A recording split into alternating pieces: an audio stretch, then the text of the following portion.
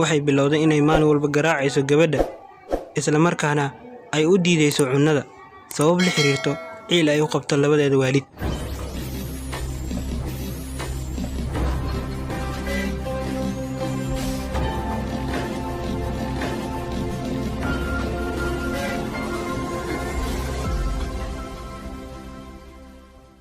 Gabadhani ayaa waxa ay guursatay mid ka mid ah saaxiibadeeda oo iskala shaqaynayeen shirkad. Kadib guurkoodii waxay u dhashay gabar. Ninkeeda ayaa wuxuu u keenay gabar shaqaale ah maadaama ayada ay shaqayso una baahan tahay gabadha qof u hayo. Sanado kadib gabadhii ayaa weynaatay. Maalin maalmaha ka mid ah hooyadeeda oo shaqada ka soo laabatay ayaa waxay ugu imaaday guriga gabadheeda oo jikada ku jirta gacantana ku haysato midi taas oo halis ugu jirto inay gacanta isaga jarto. Waxa ay ku carartay gabadheedii waxa ayna gacanteeda ka bixisay mididii ay haysay taasi oo ay ku sigatay inay gacanta isaga jarto. Waxay si weyn u baaday goobtay gabadhii shaqaalaha ahayd balse waa ay waysay. Waxay u kusugtay qolka fadhiga ilaa ay ka imaado. Waxay imaaday xilli dambe oo habeen ah aad ayay ugu qaylisay. Waxay arinteedii la sugtay ninkeedii ilaa uu ka imaado. Goortii uu imaaday ninka ayaa waxay u sheegtay sidii waxay u dhaceen. Asna sidoo kale waxa uu si weyn ugu qayliyay gabadhii shaqaalaha ahayd taasi oo isugu daray qayle iyo aflagaado.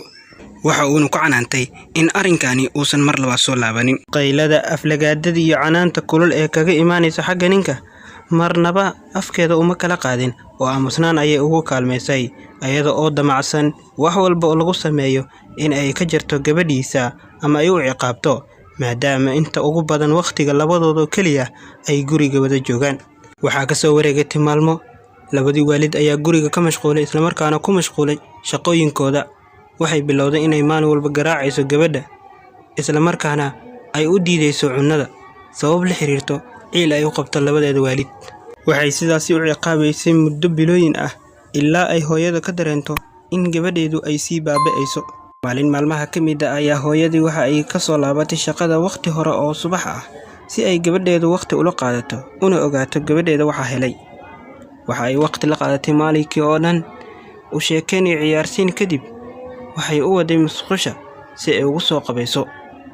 Balse goortii ay u qabaynaysay ayaa korkeeda waxay ku aragtay dhaawac badan iyo nabarro madow ee ku yaala korkeeda. Durba waxay u wacday naagtii shaqaalaha ahayd waxa ayna weydiisay waxa gabadheeda ku dhacay. Waxay ugu jawaabtay shaqaalihii gabadhaada mar waxay ka soo dhacday kursi marna waxay isku dayday in ay ka talaabto shabaq beerta diriskeena ah. Sidaasi ayuu u soo gaaray nabarrada iyo dhaawaca korkeeda ku yaala. Waa ay ku qanacday jawaabteedii waxa ayna aamintay in gabadheedu wax dhibaato ah ay u geysanin naagta shaqaalaha ah. Waxay xaqiiqsatay naagtii shaqaalaha ahayd marnaba in ay kaga shakinin hooyada in ay dhibaato u geysatay gabadheeda isla markaana ay aamintay jawaabta ay siisay. Habeen ayaa waxay isku raaceen hooyadii aabaha xaflad. Goortii ay ka soo laabteen xafladda waxa ay guriga ka waayeen gabadhoodii iyo naagtii shaqaalaha ahayd. Waa ay qaylisay hooyada kadibna waxay u soo baxeen banaanka si ay u raadiyaan. Ilaa amarkiis waardiyaha guriga diriskooda ah oo arkayay halka ay kala baxday ayaa u tilmaamay jihada ay la aaday gabadhooda. Durba waxay ogeysayeen booliska waxa ayna aadeen goobtii loo tilmaamay.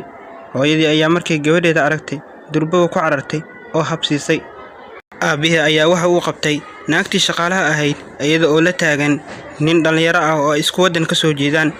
Aabaha ayaa waxa ogaaday in ay kula heshiinaysay in ay ka iibsato gabadhooda. Sidoo kale waxa ay wadataa baasaboorkeedii oo asaga gacanta ku hayay waxayna ka soo xaday maktabadiisa. Waxa ayna qorsheynayeen in ay dalka si degdeg ah ugu baxaan. Waxa soo gaaray goobta booliska waa ayna qabteen labadii dambiile. Hooyadii waxa ay bilowday in ay ilaaliso gabadheeda mar kalena waxay keensatay shaqaale cusub.